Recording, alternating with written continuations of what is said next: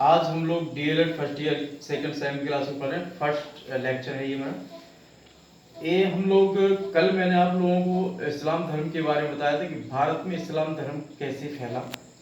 तो मैंने अभी आप लोगों को बताया था कि इस्लाम धर्म जो फैलने का कई रीजन थे, इसके कई रिसोर्स थे फैलने के। लेकिन सबसे पहले आज हमारा जो मुख्य टॉपिक है वो है हजरत मोहम्मद साहब का जीवन परिचय, उसके बारे में पढ़ेंगे। तो देखिए, सबसे पहले मैं आपको बता दूं कि हजरत मोहम्मद साहब का जो जन्म हुआ था 570 एडी में हुआ था। ये हम लोगों को ध्यान रखना है, 570 एडी में जन्म हुआ था और उनकी जो मृत्यु हुई थी वो 632 एडी में हुई थी।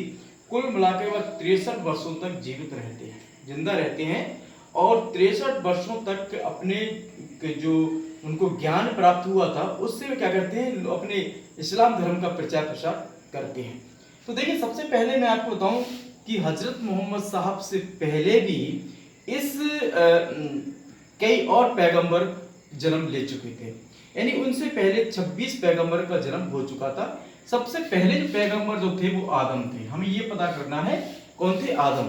तो यानी हजरत मोहम्मद साहब से पहले 26 और पैगंबर जन्म ले चुके थे। उनमें से कौन से थे, आदम। जैसे कि आपको बताया था मैंने कि जैसे कि महावीर स्वामी का जो जन्म हुआ था तो उनसे पहले महावीर स्वामी 24वें तीर्थंकर थे, लेकिन उससे पहले सबसे पहले जो थे वो ऋषभ थे। कौन थे, ऋषभदेव थे तीर्थंकर। तो ऐसे ही इसमें भी अगर हम देखते हैं तो इस्लाम धर्म में भी क्या हुआ है कि 26 जो पैगंबर जन्म ले चुके थे और उनके 26 में की मतलब 27 में कौन थे, हजरत मोहम्मद थे। तो हजरत मोहम्मद के जो 26 जो ले चुके थे वो एक आज से अगर उसमें हम देखते हैं कुरान शरीफ में तो हम लोग देखते हैं कि 4000 वर्ष पुरानी बात है। कब है, कितनी पुरानी बात है, 4000 वर्ष पुरानी बात है कि 4000 वर्ष पहले आदम का जन्म हुआ था और आदम क्या था, एक पैगंबर था। लेकिन अगर कई लोग क्या करते हैं, इसमें दो मत हैं। एक मत तो ये मानता है कि 4000 वर्ष पहले इस्लाम का जन्म हो चुका था और एक दूसरा मत कहता है कि हजरत मोहम्मद साहब के बाद ही इस्लाम धर्म भारत में प्रवेश किया, उन्हीं के कारण। तो देखिए, सबसे पहले हम देखते हैं कि जो हजरत मोहम्मद साहब का जो जन्म हुआ था, उनका जो जन्म हुआ था हिजरी रबीउल अव्वल महीने को 12 तारीख यानी 570 में 570 एडी में, मतलब आज से 1400 वर्ष पहले उनका जन्म, 1500 वर्ष पहले उनका जन्म हुआ था। शहर मक्का में हुआ था और मक्का जो है वो सऊदी अरब में पड़ता है और सऊदी अरब मतलब एक एशिया, क्या है, एशिया में पड़ता है। यहाँ पे जन्म हुआ था, ठीक है। हजरत मोहम्मद का जन्म को हम जो मुस्लिम जो धर्म में उनको ईद ए मिलाद उल नबी के नाम से जाना जाता है। एक त्योहार फेस्टिवल के रूप में इसको मनाया जाता है, उनके बर्थडे को, ठीक है। उनके जो पिता थे अब्दुल्ला बिन अब्दुल मुतलिब थे। कौन थे, अब्दुल्ला बिन अब्दुल मुतलिब थे। और अब्दुल्ला की क्या होता है कि इनके पिताजी की 6 वर्ष के बाद उनकी मृत्यु हो जाती है। जैसे हजरत मोहम्मद साहब का जन्म होता है और 6 वर्ष के बाद उनकी क्या हो जाती है, उनकी मृत्यु हो जाती है। तो उनका लालन पोषण जो करते हैं वो कौन करते हैं, उनके चाचा करते हैं। तो देखिए, सबसे पहले हम देखते हैं उनकी माता का नाम था अमीना और उनका पालन पोषण उनके चाचा अबू तालिब ने किया था। किसने किया था, अबू तालिब ने किया था। अबू तालिब जो थे उनके चाचा, उन्हें अपनी जान से भी ज्यादा उनको चाहने का काम करते थे। दूसरा, 25 वर्ष की आयु में अपना क्या करते हैं, अपना निकाह करते हैं यानी विवाह करते हैं। कौन से, एक खदीजा, एक विधवा महिला से वो क्या करते हैं, विवाह करते हैं। जो उनकी जो जिससे विवाह करते हैं उसका नाम क्या था, खदीजा, और वो क्या थी, विधवा थी, उससे विवाह कर लेते हैं वो, ठीक है। तीसरा पॉइंट ये है, हजरत मोहम्मद साहब का जन्म के समय अरब वासी थे जहां पर उनका जन्म हुआ था वहां पे अत्यंत पिछड़ी जाती थी और एक कबीला में रहते थे। देखिए, मैं आपको बताऊं, जितने भी जो अरबी लोग जो थे वो क्या करते थे, एक छोटे छोटे कबीलों में रहते थे। अपनी पूरी जिंदगी भर क्या करते थे, वो एक 4 भाग की जिंदगी व्यतीत करते थे, यानी खाना बदोश की जिंदगी व्यतीत करते थे। जानवरों को यहाँ से वहां कर अपना पेट भरते थे।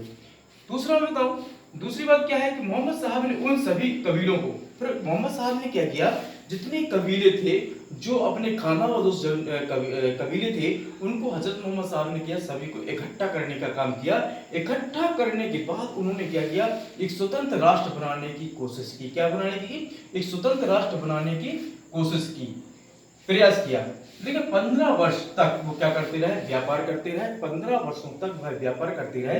व्यापार करने के बाद उन्होंने व्यापार करना छोड़ दिया और मक्का के समीप जाकर के हीरा गुफा में वो क्या करते हैं, एक एकांत में जाकर के एक दिन चिंतनशील हो जाते हैं। क्या हो जाते हैं? चिंतनशील हो जाते हैं। और चिंतनशील के उपरांत उन्हें फरिश्ते, जो ये फरिश्ता था सरदार जिब्रील से क्या होते हैं, उनका संदेश प्राप्त हुआ। और संदेश प्राप्त होने के बाद उन्होंने कहा कि आप जाइए, मेरे जो ईश्वर का, जो अल्लाह का जो संदेश है उसको पूरे भारत में, पूरे विश्व में फैलाने का काम करेंगे।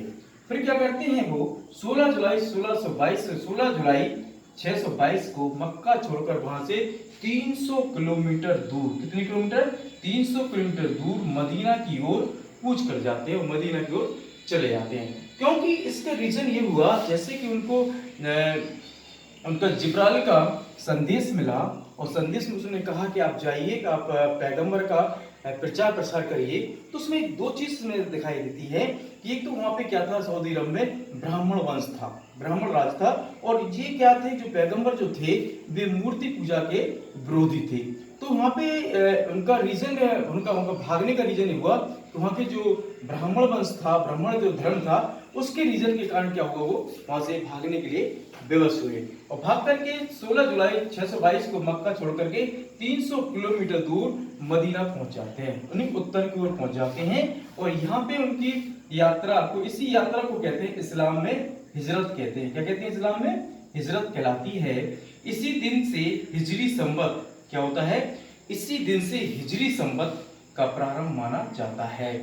कालांतर में 630 में उन्होंने 10 अनुयायियों, कालांतर में क्या करते हैं वो 630 में उन्होंने 10,000 अनुयायियों के साथ मक्का पर चढ़ाई कर देते हैं और मक्का को एक बार फिर जीत लेते हैं। जब जीतने के बाद क्या होता है, जब वहां पे जीत लेते हैं तो इस्लाम धर्म क्या होता है, लोकप्रिय हो जाता है और पूरे मक्का में क्या होता है, इस्लाम धर्म फैल जाता है। फिर उसके बाद क्या होता है, 632 ई में 63 वर्ष की अवस्था में उनकी क्या हो जाता है, वो हजरत मोहम्मद साहब मदीना में उनका पूरी दुनिया से पर्दा हटा लेते हैं और वो क्या करते हैं, उनका इंतकाल हो जाता है 632 ईस्वी में 63 वर्ष की अवस्था में। ये उनका जीवन परिचय है। कल हम लोग पढ़ेंगे मोहम्मद बिन तुगलक को पढ़ेंगे कल। Thank you.